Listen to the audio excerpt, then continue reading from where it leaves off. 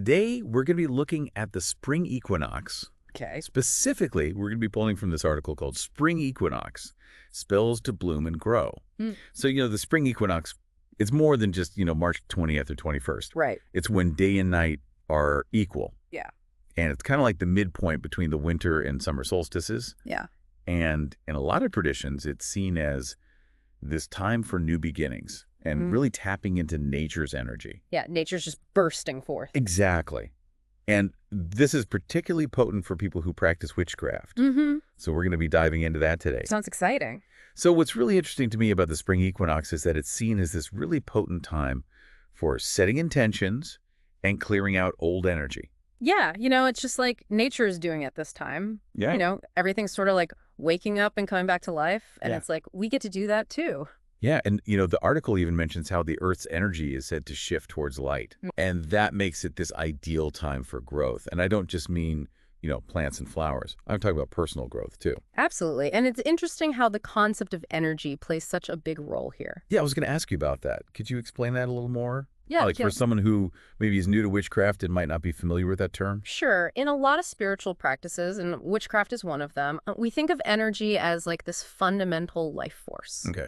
And it flows through everything. It's not something we can necessarily see or touch, Right. but we can feel it Yeah. and we can work with it. Okay. And so the spring equinox is believed to be like this time when this energy is really like vibrant and supportive of these new beginnings. It's like this surge of vitality that we can actually like tap into and work with. Yeah. So it's almost like if you imagine the Earth's energy kind of like shifting towards the light and everything waking up after winter. Yeah. It does feel like this time for new beginnings. Yeah, it's very potent. And I see how that really ties into witchcraft and the use of these rituals. Right. And it's not just about like observing these changes. Yeah. It's about actively participating in them. These rituals allow us to align ourselves with those natural rhythms of the earth. Yeah. And to actually step into that energy of renewal and growth. And this article actually dives into 4 specific rituals. There's the spring cleansing and renewal ritual. There's a spell for personal growth and transformation. Right. A fertility spell for manifestation. Okay. And a seed blessing. So we'll get into all of those. Sounds good. But one thing that's really cool is that they all seem to use really simple, everyday objects. Yes, exactly. Yeah. Things that you can probably find around your house or, easily accessible. Yeah, like flowers, candles, seeds. What's the significance behind those? Well, in witchcraft, objects like that, they're actually like charged with meaning. Okay. They have a symbolic meaning. They're not just like, pretty things or whatever. Right. They act as this kind of like a bridge between like the physical world and the spiritual world. Okay. And it's that bridge that helps us to focus our intention and connect with the energy that we're calling in. So it's not just about going through the motions. It's about the deeper meaning behind it. Right. Every object has its purpose and its power. Okay. So let's jump into the first ritual Sure. this spring. Cleansing and renewal ritual. Yeah. And it calls for some pretty accessible stuff. You need fresh flowers, a white or green candle, a bowl of water incense. Okay. Very simple. So what's the reasoning behind using those items? Well, like we were saying, each one actually represents a different aspect of what we're trying to do. So the flowers, for example, they're not just there to be pretty. They symbolize growth, beauty, new life. Okay. It's that spring energy that we're inviting in. And what about the candle? The candle, the color is important. So white represents purity, Yeah. beginnings. Right. Green is associated with growth and abundance. Okay. So you're kind of like creating this visual representation of what you want to bring into your life. So you're almost like setting the stage with these objects. Yeah, exactly. Okay. And then there's the water. What's that for? Water is powerful. Water is cleansing. It's purifying. In a lot of traditions, water is used to kind of wash away negativity and to, make a fresh start. That makes sense. So how does this actually work? Okay, so the first thing you do is you cleanse your space. Okay.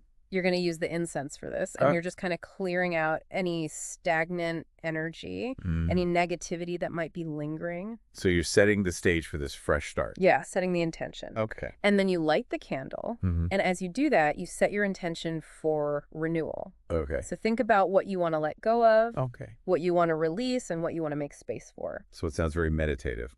It is. It's about creating the sacred space for your intentions. Okay. And then you take the bowl of water, hold it in your hands, visualize it washing away, all the stuff from the past, Yeah. all the things that are no longer serving you. Okay. And then you flick the water around your space. Okay. This symbolizes that purification. It's like a clean slate. Okay. And then you arrange the flowers around your space, adding that beautiful spring energy. So you've got the visual element, and then you're adding that scent element too. Exactly. Yeah? It's all about creating this immersive experience. I like that. So you're surrounded by all these symbols of renewal. Then what? And then you just take some time for quiet reflection. Okay. Breathe deeply. Really connect with what you want to manifest this season. And then you can write down your intentions in a journal. Seal them with the energy of the spring equinox. Like planting those seeds. Exactly. Like little seeds that will sprout and grow. I love that analogy. Yeah. And then to end the ritual, what do you do? You extinguish the candle. And that symbolizes that the guiding force for growth now resides within you. That's really cool. Okay. Okay, so we've cleansed, we've set our intentions, and we've planted those metaphorical seeds. We're ready for growth. Exactly. Now, what about this spring equinox spell for personal growth and transformation? How does that one differ? Okay, so this one is more focused on cultivating specific qualities within yourself. Okay. Like, maybe you want more confidence or creativity or patience. Okay. So for this one, you're going to need a green candle again. Representing growth. Growth and abundance. Okay. You'll need some paper, a pen, and then the interesting part, you need some seeds. Okay. These can be flower seeds, herb seeds, tree seeds, anything you like. And they're actual physical seeds. Yes, actual seeds, which I think is a really nice touch. Yeah, makes it a little more tangible. Exactly. Okay, so how does this one work? So you start by lighting the green candle. Okay. And you write down those qualities that you want to nurture, the things that you want to see grow within you. Then you take the seeds in your hand and you focus on those qualities that you've written down. Right. Really visualize them growing and blossoming. So you're imbuing the seeds with those intentions. Exactly. You're charging them with your energy and your desires. That's powerful. And then what? And then you plant the seeds in a pot with some soil. And as you're doing this, you can say something like, with this seed, I plant my intention for growth and transformation. Okay. Just as the seed blooms in the earth, so shall my qualities bloom within me. That's beautiful. Then you place the pot in a sunny spot and you tend to it. Okay. And each time you water it, you're not just nurturing the physical seeds. Right. You're also nurturing those qualities within yourself. So it's like this really tangible representation of that inner work. Exactly. And it's also this reminder that, personal growth, just like tending to a garden. Yes. It requires that consistent care and attention. It's a process. It's not just a one-time thing. I'm really fascinated by how these rituals incorporate all these tangible actions, like planting the seeds or flicking the water. Do you think that physical element really makes a difference? I do. I think it helps to ground those intentions in the material world. It's not just about thoughts and visualizations. It's about bringing those intentions into a physical form. Okay. And it serves as this constant reminder of the magic that you're working with. Right. So you're not just like thinking about it, you're actually doing something. Exactly. You're actively participating in the process. So it's almost like a physical manifestation of your inner work. Exactly. And it's engaging your whole being. Okay. Mind, body, spirit. I like that. Okay, so we've got 2 more rituals to go through. Yes, we do. You ready to dive into those? Let's do it. I'm excited to hear about them. Okay, we'll be right back after this quick break. Okay, so moving on to the next ritual. This one's called the Spring Equinox fertility spell for manifestation. Okay. And this one uses a yellow or gold candle honey and an apple. Interesting combination. Yeah, I'm curious. What's the symbolism there? Well, this spell is all about attracting abundance and prosperity. And each of those items plays a role in that. Okay. So the yellow or gold candle, it represents the sun's energy, which, is associated with manifestation, success, all those good things. Right, like warmth and energy. Exactly. Yeah. And then honey. Yeah. Honey, with its sweetness and richness, it symbolizes the blessings, Okay. the abundance that you're trying to bring into your life. And then the apple, Yeah, I was going to ask about that one. Well, the apple is a classic symbol of fertility and abundance. Okay, so it all ties together. It does. It's like each item is carefully chosen to represent a specific aspect of the spell's intention. I'm seeing that theme throughout all these rituals. Yes, intention is key in witchcraft. Okay. And using symbols like this helps to focus and amplify that intention. So it's not just about the actions, it's about the energy behind it. Exactly. It's about infusing your actions with meaning. Okay, so how does this ritual differ from the other ones we've talked about? Well, the first two were more about cleansing, Right. personal growth. Yeah, like more inward focused? Exactly. This one is more outward focused. Okay. It's about drawing things towards you. So using that spring equinox energy to manifest your desires. Exactly. You're working with the energy of the season to create what you want. Okay, I like that. Okay. So how does this ritual work? Okay, so you start by lighting the yellow or gold candle, Mm-hmm. and then you hold the apple in your hand. Okay. And as you do this, you focus on your desires. Okay. What do you want to create? Yeah. What do you want to bring into your life? Exactly. What are your goals? Mhm. What are your dreams? So being really clear about your intentions before even starting the ritual. Yes, that's crucial. Oh, You yeah. need to know what you're asking for. And not just like vaguely wishing for it, but really visualizing it and feeling it. Exactly. You need to align your energy with what you want to manifest. Okay. And then what? And then still holding the apple, you can say something like, by the power of the sun and the earth, I plant the seeds of my desires. May they bloom and grow in the light of spring, bringing prosperity and joy into my life. That's beautiful. And again, we see that theme of planting seeds. Right. It's all connected. Yeah. It's about growth and abundance. Okay. Well, And then you dip your finger into the honey, okay. representing the sweetness of those blessings that are to come. Okay. And you take a bite of the apple. Literally tasting the sweetness. Exactly. I love that detail. And then, as with the other rituals, Hmm. you write down your intentions in your journal. Really solidifying those Leah's goals. making that commitment. Okay, so the last ritual is the seed blessing spell. Yes. This one's nice and simple.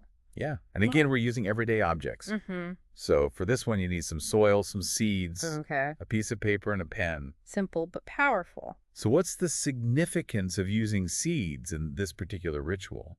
Well, seeds are all about potential. Mm-hmm. They hold the blueprint for life, for growth. Yeah, like they have everything they need to become something amazing. Exactly.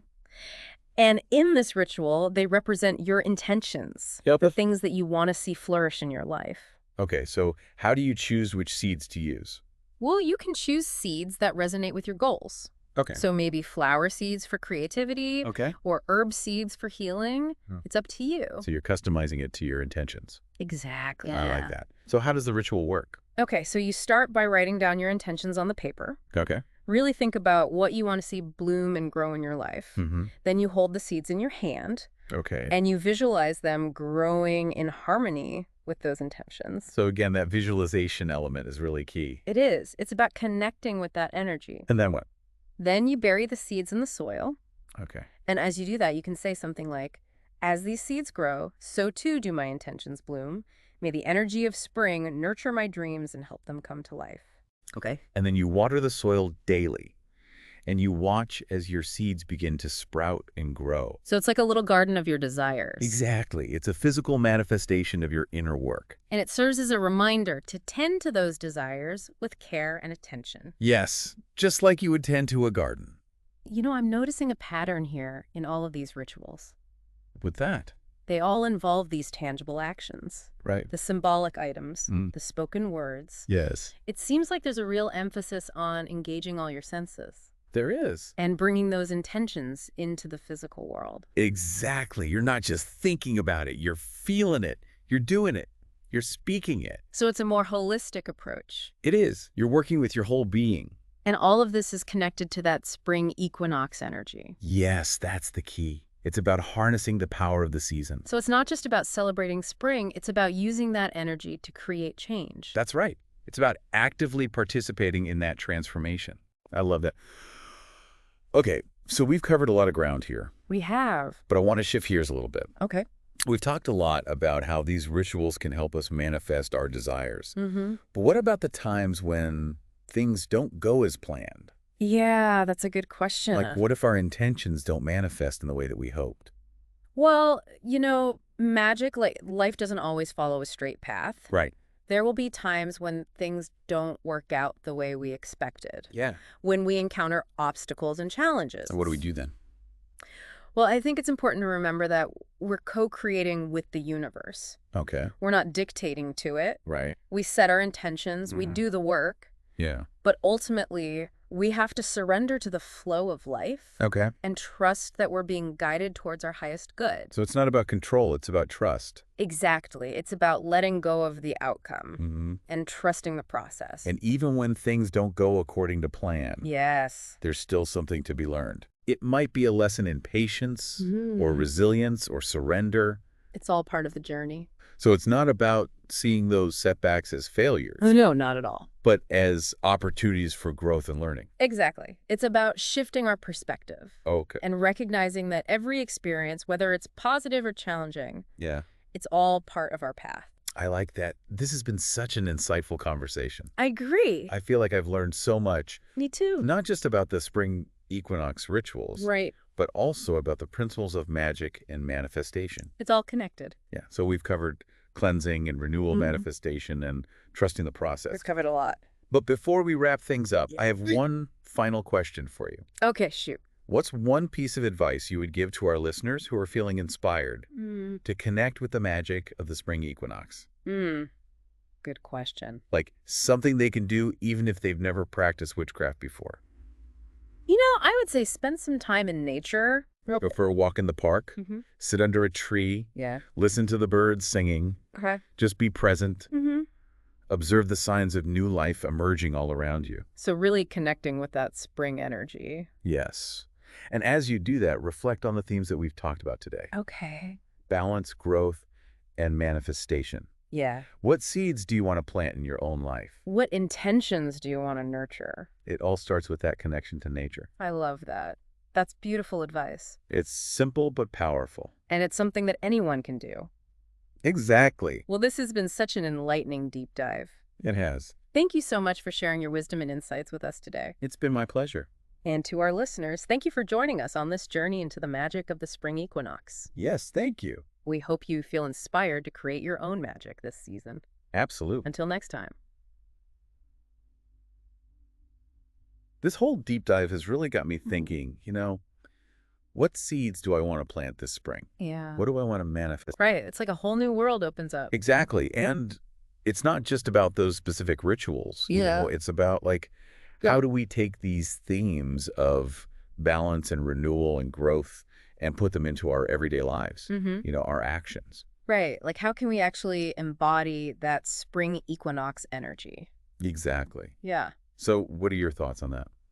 Well, I think it starts with identifying what resonates with you the most from everything we've talked about. Okay. Maybe it's that idea of cleansing and clearing out old energy. Okay. Like if you're feeling overwhelmed or stuck, Yeah. maybe try incorporating some simple cleansing practices into your routine. Okay. Like decluttering your space, Okay. meditating, spending time in nature. Creating space for new energy to flow in. Exactly, both physically and mentally. And what about renewal? Renewal. Yeah. So that could be about looking at our habits and routines. Okay. What are some things you've been wanting to change or improve in your life?